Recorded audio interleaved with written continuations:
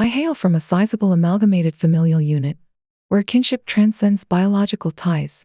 Within this dynamic, I regard my stepmother not merely as a step-parent, but as a maternal figure. Our familial bonds are robust, with the exception of one individual, my stepsister, whom I shall refer to as Lyanna for anonymity's sake. While my parents attribute her aloofness to the circumstance of not having shared our upbringing, the veracity of this explanation remains dubious. Lyanna's presence among us has not only failed to integrate harmoniously but has, regrettably, impinged upon our collective prospects. Upon her arrival, it became apparent that Lyanna, though purportedly academically adept, possessed only the educational acumen commensurate with a ninth grade level. Despite being on the cusp of adulthood at 18, her academic portfolio lacked the requisite transferable credits. The conundrum ensued. Neither our educational institution nor the public sector evinced willingness to advance her beyond the ninth grade given her impending legal majority. Consequently, she faced the prospect of lingering in high school until her 21st birthday, with the likelihood of eventual truncation of her educational trajectory. The alternative, obtaining a general educational development credential, presented its own set of challenges. Such an outcome would, regrettably, preclude her from availing herself of a generous collegiate opportunity extended by family acquaintances contingent upon her graduation within the year. Faced with this precipice, my parents grappled with a dilemma until Providence intervened in the form of an acquaintance overseeing a private educational institution.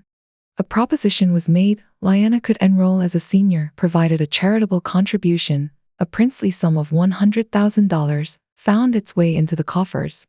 Thus, through this financial sacrifice, Lyanna secured enrollment in an accredited high school, subsequently paving her passage to tertiary education.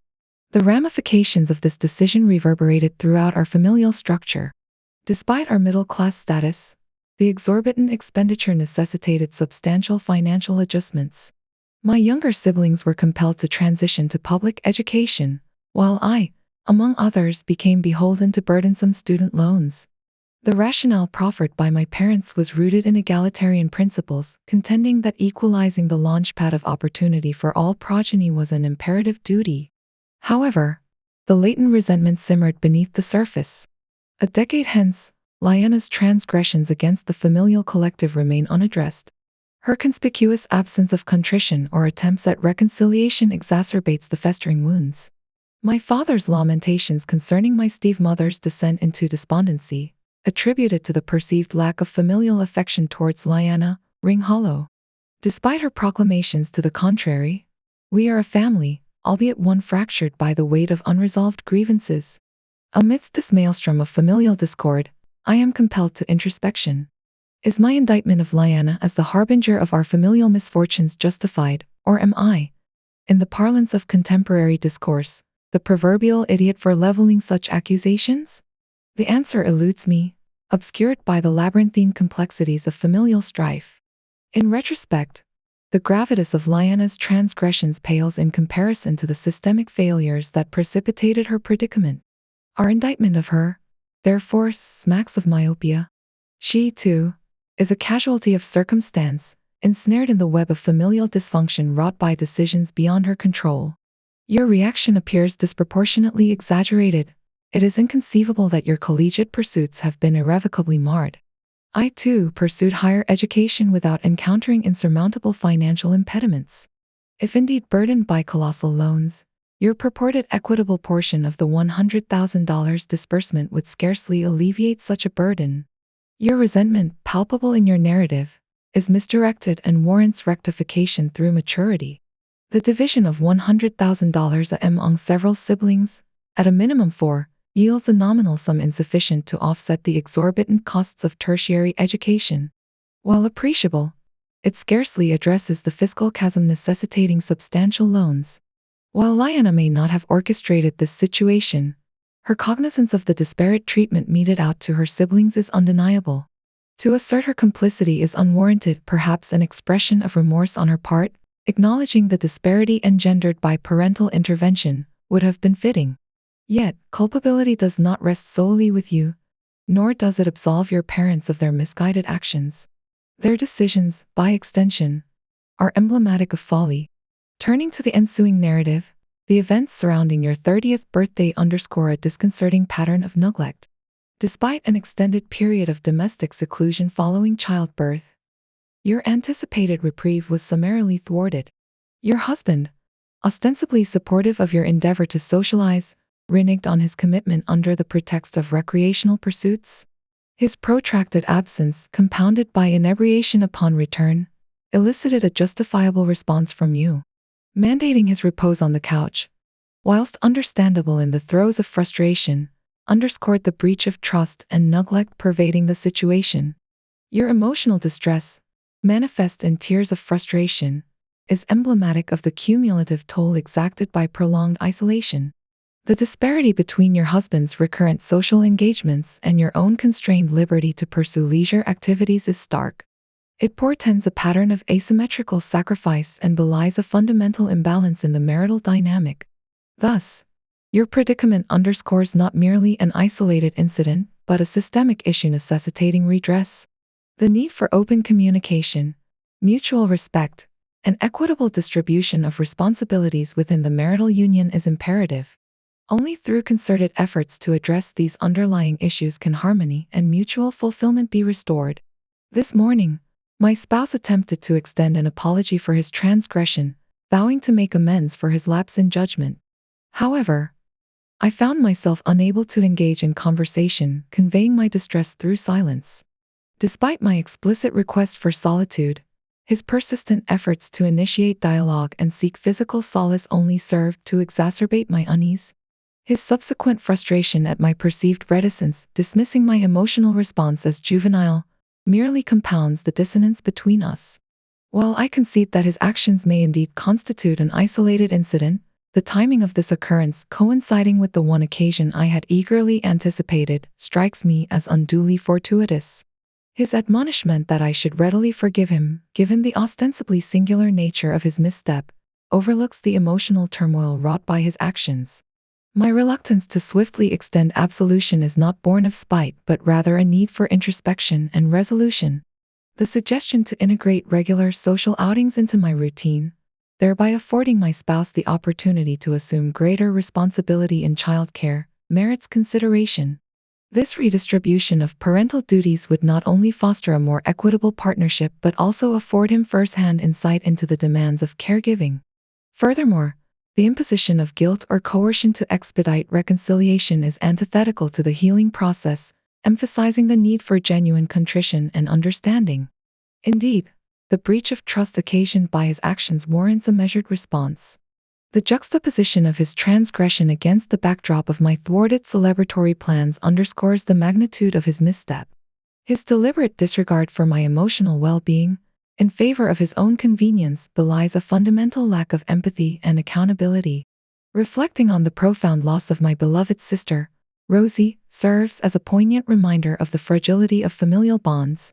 Her unwavering support and selflessness throughout our tumultuous upbringing remain indelibly etched in my memory. In her absence, I am compelled to confront the dissonance within my own relationship, navigating the complexities of forgiveness and reconciliation with discernment and grace.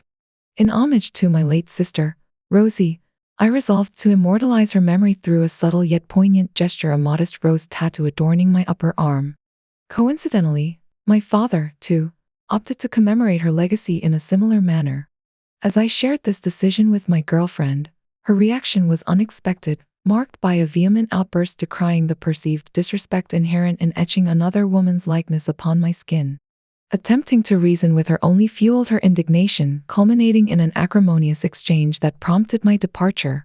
Her subsequent recruitment of a confidant to bolster her argument, advocating for the reciprocal branding of my girlfriend's name upon my person, bordered on the absurd. The notion of equating a familial tribute with a romantic entanglement struck me as patently ludicrous. Efforts to elucidate the depth of my affection for Rosie, distinct from the sentiments I harbor for my girlfriend, were met with obstinate refusal to comprehend. Our shared history, punctuated by bi-monthly visits, underscored the profound bond that transcended mere familiarity. The eruption of jealousy and insecurity, manifesting in demands for parity in tattooed affections, belies a deeper malaise within our relationship. Her inability to reconcile my enduring love for my sister with the transient nature of romantic entanglements speaks volumes about the fragility of our bond. Amidst the throes of mourning, her callous disregard for my emotional well-being and the sanctity of familial ties precipitated a sobering realization. The decision to sever ties, while agonizing, was necessitated by her toxic and irrational behavior.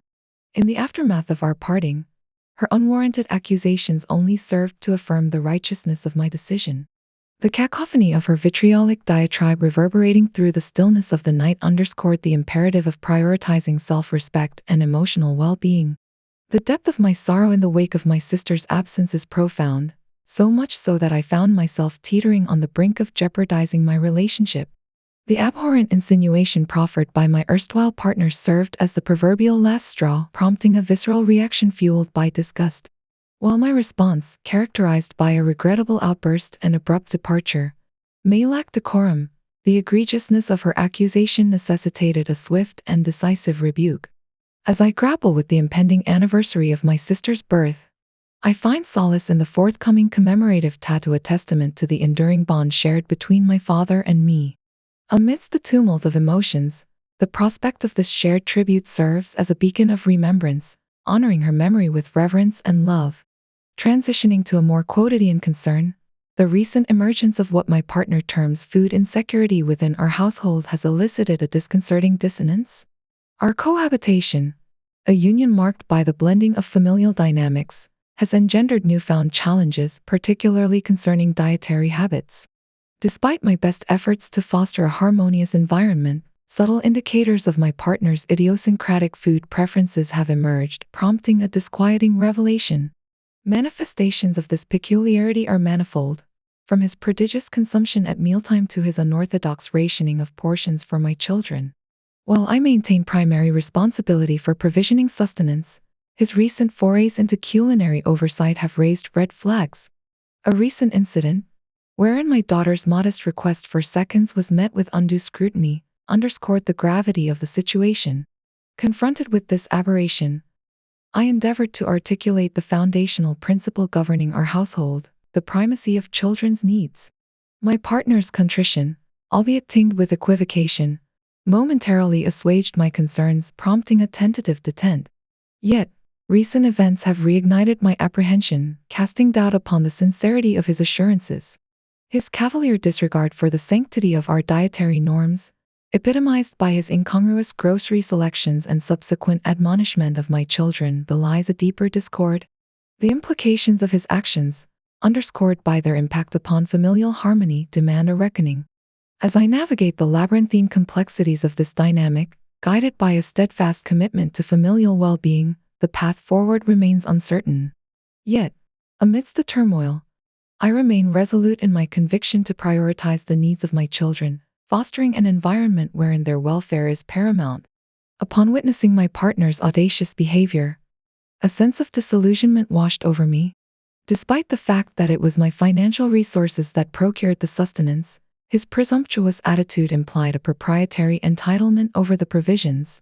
His subsequent departure for work provided a fleeting respite, affording me a moment of introspection amidst the tumult. Confronted with the stark reality of our irreconcilable differences, I resolved to address the underlying issue head-on. The specter of his hang-ups surrounding food, while initially dismissed as a trifling concern, emerged as a formidable impediment to our compatibility. His earnest plea for reconciliation, albeit tempered by an acknowledgement of his personal struggles, failed to assuage my misgivings. The indelible image of my daughter's crestfallen expression, subject to his unwarranted chastisement, served as a poignant reminder of the gravity of the situation. In a decisive moment of clarity, I made the agonizing decision to sever ties, recognizing the futility of attempting to reconcile irreconcilable disparities. His incredulity at my perceived haste in terminating the relationship belied a fundamental misunderstanding of the gravity of the situation. While I harbor no ill will towards him, the imperative of safeguarding the well-being of my children compelled me to prioritize their welfare above all else. As I grapple with the aftermath of this tumultuous chapter, buoyed by the unwavering support of the community, I find solace in the conviction that I have acted in accordance with my principles. The journey towards healing and self-discovery, while fraught with uncertainty, holds the promise of a brighter tomorrow.